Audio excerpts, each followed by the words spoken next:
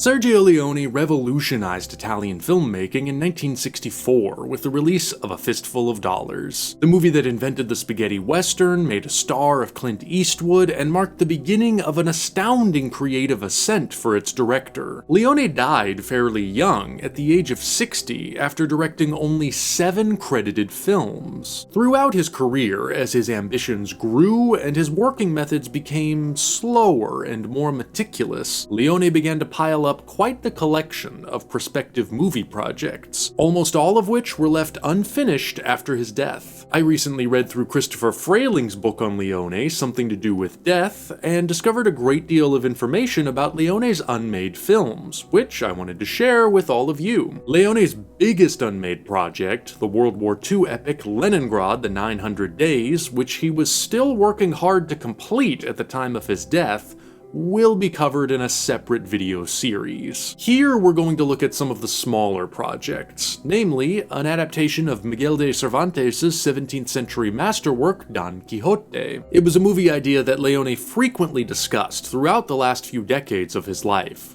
But just how close did it come to really happening? This is the production history of Sergio Leone's Don Quixote.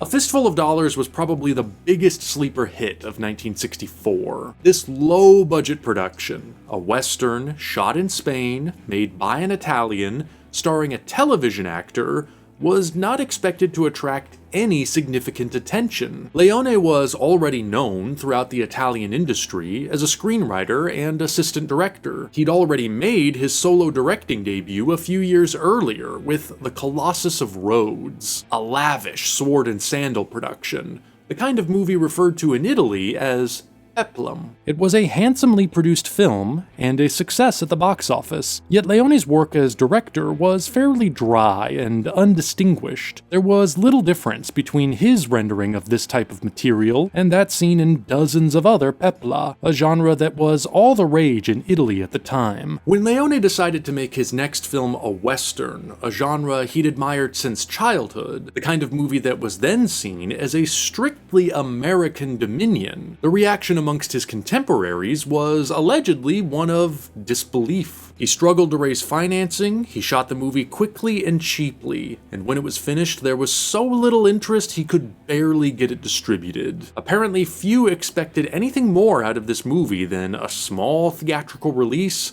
a quick death, and then obscurity. Instead, A Fistful of Dollars went on to become the most successful Italian film ever made up to that point. Leone's hyper-stylized comic book vision of the American West was not like anything that had been seen before, and it seemed to have no precedent even in his own previous work. The film established every aspect of what would become Leone's innovative and instantly recognizable cinematic grammar. The flamboyant Ennio Morricone score, the distinctive use of extreme close-ups, the reliance on elongated build-up and condensed payoff in the action scenes, the irony and humor of its amoral characters, the gritty patina of dirt and dust in its design, and the blunt use of violence as punctuation for storytelling, considered a fairly shocking choice for its time. The story was closely modeled on Akira Kurosawa's 1961 samurai masterpiece Yojimbo, so much so it was accused of plagiarism, even by Kurosawa himself. But Leone's style was something new, and he would go on to develop and refine that style in a succession of increasingly ambitious westerns. By the time Leone was releasing for a few dollars more in 1965, the subgenre that would come to be known as the spaghetti western was already well on its way to taking over the Italian film industry. Although most were simply derivative works made in pale imitation of Leone, there would be some that would become classics in their own right, and directors that would forge their own unique place within this movement, in particular Sergio Corbucci, who would make the original Django. Leone, however, would never be unseated as the single greatest practitioner of this form. As his skills increased, so did his budgets, and the films would paint their visions across bigger and bigger canvases. By the 1970s, after making movies like The Good, the Bad, and the Ugly, Once Upon a Time in the West, and the underseen Duck You Sucker, aka A Fistful of Dynamite, Leone seemed to have taken his creative idiom as far as it could go. According to biographer Christopher Frayling, by By this time in his career, Leone was growing increasingly protective of his status, and paranoid that future projects might not live up to the incredibly high standard he had set for himself. Perhaps out of a debilitating fear of failure, Leone would not direct another film for almost 15 years. When he finally made Once Upon a Time in America in 1984, it would turn out to be his last directorial effort. But the years between his final two movies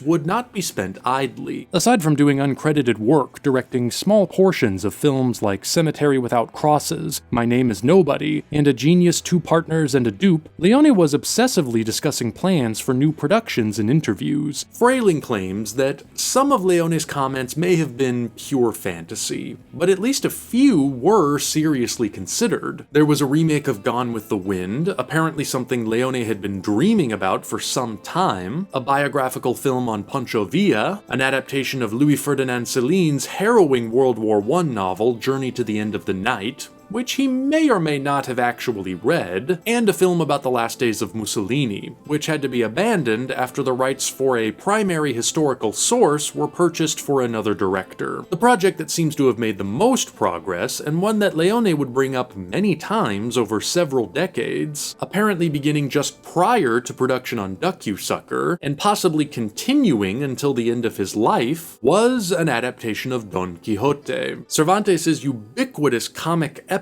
about a delusional knight-errant and his misadventures with Squire Sancho Panza, widely cited as a foundational work of Western literature and a notoriously difficult book to adapt. Famously incomplete productions include a version shot by Orson Welles throughout the 50s and 60s, and another begun by Terry Gilliam in the early 2000s, eventually resurrected as a new movie in 2018. Leone may have gotten as far as writing a treatment. His reinterpretation of the story would have supposedly been set in modern-day America. Quixote would have functioned as some sort of symbol for America, and Sancho Panza, referred to by Leone as the only truly positive character in the film, would have represented Europe. There seems to have been a widely held misconception that Leone planned to reunite two of his stars from The Good, the Bad, and the Ugly. Wikipedia claims that he wanted to cast Clint Eastwood as Quixote and Eli Wallach as Sancho Panza, a character that Frayling speculates would have been quite similar in Leone's interpretation to Wallach's brilliant characterization of Tuco. Investigating the source for this, we find a misquote. The casting information comes from an interview with Frayling on the fan site fistfulofleone.com, where the author merely states that one can imagine each of these actors in those roles. He does not seem to imply that Leone was actually considering them at any point. Although his interest in Quixote appears to have been genuine, Leone would spend most of his time developing other films, mainly Ducksucker,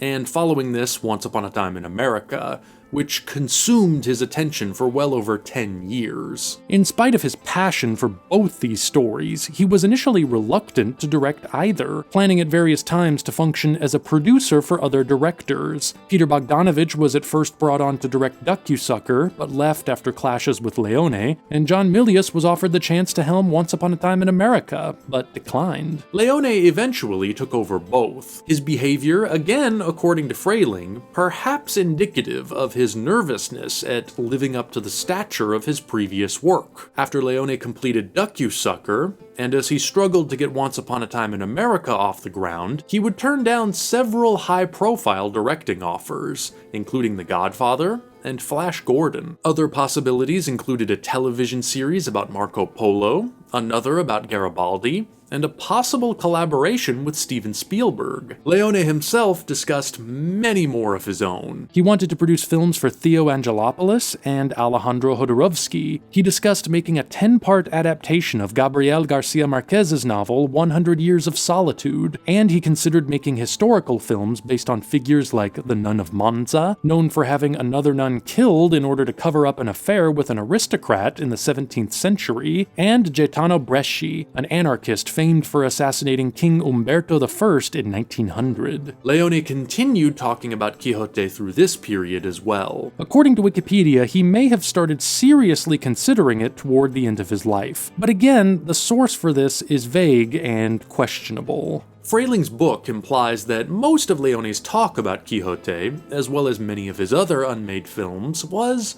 just that, talk.